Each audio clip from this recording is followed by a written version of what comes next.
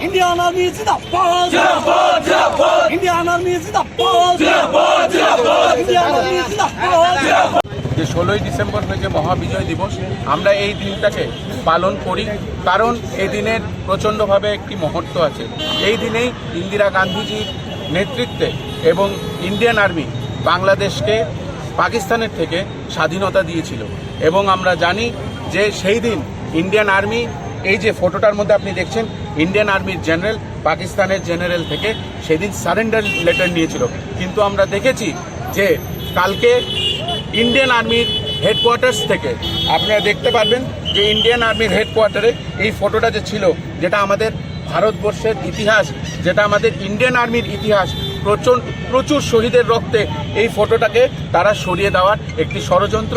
এই ষড়যন্ত্র মূল কারণ হয়েছে তারা ভারতবর্ষের যে ইতিহাস, যে ইন্দিরা গান্ধীর নেতৃত্বে যে ইতিহাস ভারত সরকার এবং ইন্ডিয়ান আর্মি যে ইতিহাস লিখেছিল, সেই ইতিহাসকে মুছে দেওয়ার একটি প্রকল্প।